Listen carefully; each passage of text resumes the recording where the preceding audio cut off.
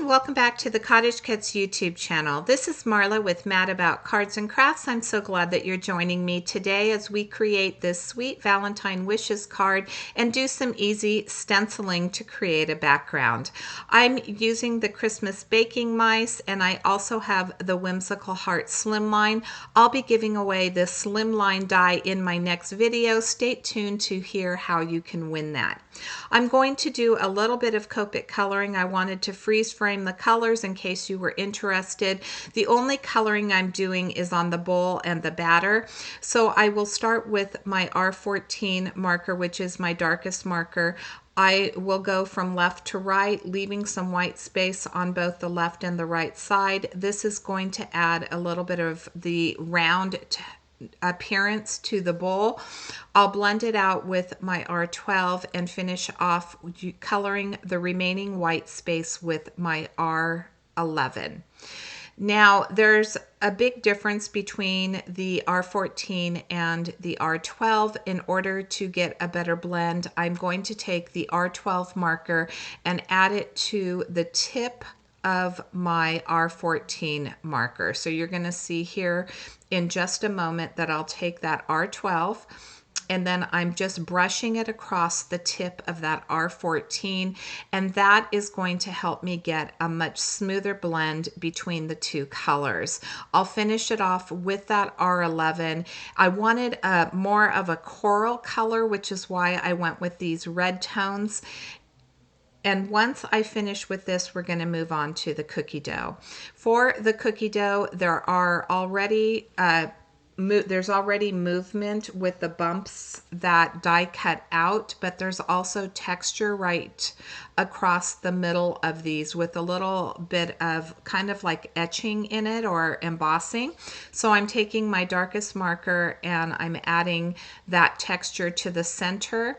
For the die that's going to fall behind my cookie dough, I used a little bit of a C motion, and then I'm going to do the same with the first layer. So you have layer number 1 right here where I'm adding a C to the left and a backward C to the right of each of the bubbles. I blend it out with my mid-tone and then I blend it out again, adding a little bit of my lightest color all the way across the die cut. And you can see that adding those little C lines, dropping those down, is really giving me the appearance of texture in the cookie dough, which it would be a little bit lumpy. To add my sentiment to the bowl, I wanted to make sure, since I'm working with small dies, that I had them in the right place because I am going to stack the words. So I used that acetate to put it over the top, make sure that I liked the placement before I do my permanent stamping. The sentiment is going to read with love, made with love, and I'm using Versamark ink in black to make sure that I have a really nice crisp sentiment.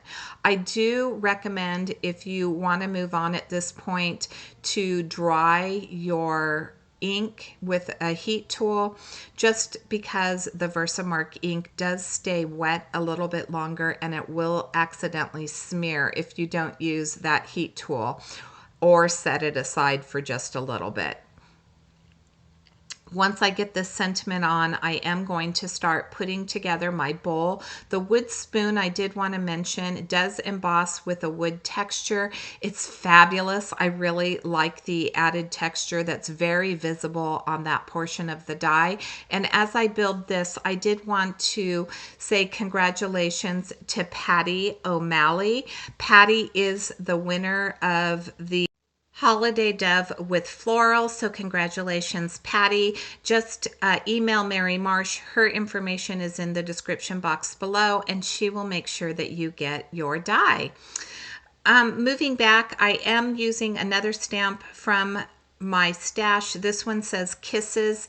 I wanted to add the word Kisses to the bag because the die cut does come with little chocolate chips, but in place of the chocolate chips, I am going to use the Whimsical heart die, and I am going to add a lot of hearts to my bowl to add those kisses. So I'm stamping the word Kisses, and now we're going to move on to this panel. This is a 4 1/4 by 5 1/2 inch piece of Canson XL watercolor. I've added some saltwater taffy and abandoned coral to my glass mat, and I'm going to do a little bit of painting. So I'll start with the abandoned coral.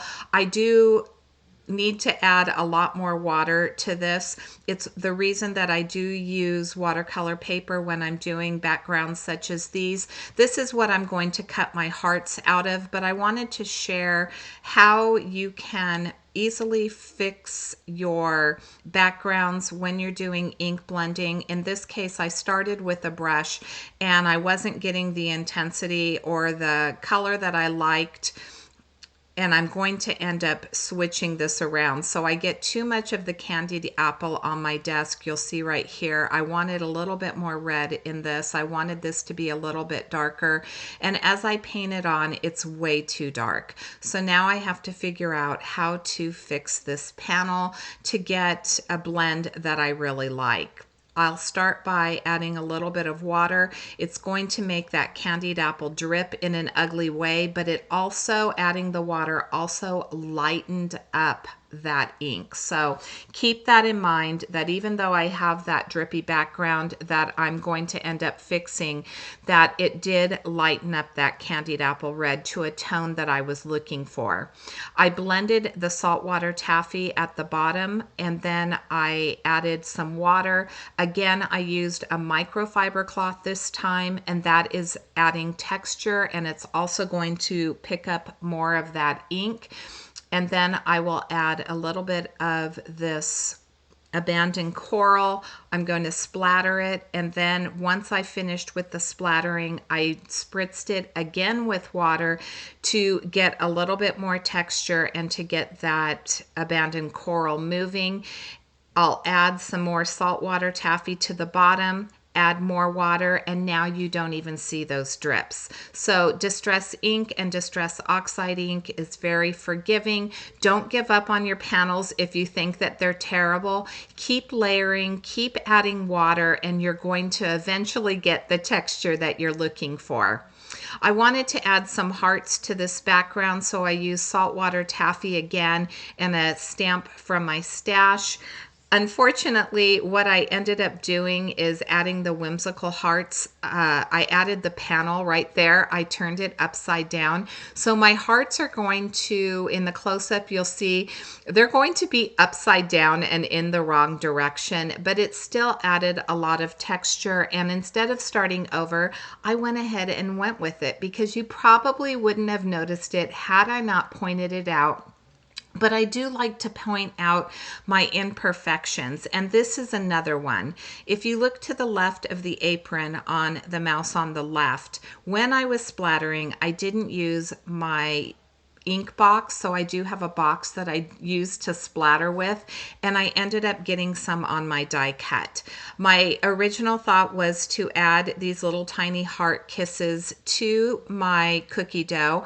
I'll also add a couple of them to the bag so it looks like it's pouring out, but I wasn't planning on adding them anywhere else.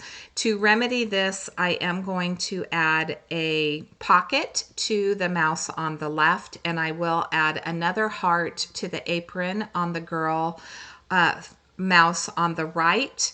And then there are a couple of spots on the bottom of my bowl, so where my bowl is, I'm going to overflow this bowl as if she poured way too many kisses than was necessary into the bowl, and it's spilling over the side. So as we move along, you are going to see that eventually I will share that die cut, and you'll see that there are actually kisses on the outside of the bowl spilling over.